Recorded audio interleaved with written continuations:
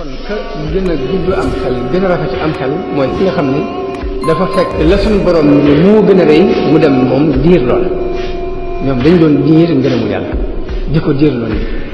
moo tax sëriñ bi li mu wax mooy isil muridu laa yuridu abada gayra rida rahmani haysu qasada ab murid bi mu soxla woon mooy ki nga xam ni du bëgg lu dul ngërëmul yàlla fu mu mën a jóg. waaw asalaamaaleykum wa rahmatulah sëñ Bassirou Sène Kof tey jii dañoo bëggoon nga leeral ñaata façon waxin moo am ndax sama classe bi mën a xool ñun dañuy waxee ndax dañuy dëkk ci waxtu rek. mën a wax ak bari wax ak réyu làmmiñ dañoo niroo te bokkuñ.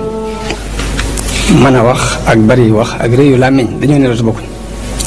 ka mën a wax saa bu waxee jariñ boppam mbaa mu jariñu bokkam. ka bari wax mën naa wax ba wax lu am jariñ waaye disu ko jariñoo ngir dee tànqal nit ñi.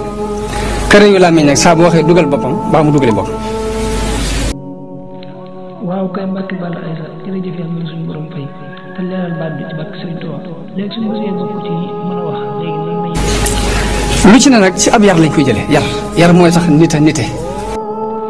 jërëjëfati Mbacke Balla Aïssa jërëjëf leer na nañ de leer na nañ yàlla suñu borom doon la ak wér man sama gaa ñuy dégg ko noonu rek ñu jéem bokk ci ñu mën a wax te bañu bokk ci ñi nga xam ne nii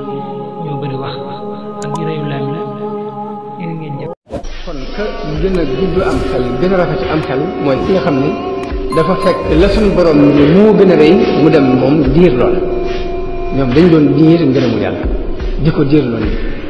moo tax sëriñ bi li mu wax mooy isil muridu laa yuridu abada gayra rida rahmani haysu qasada ab murid bi mu soxla woon mooy ki nga xam ni du bëgg lu dul ngërëmul yàlla fu mu mën a jóg.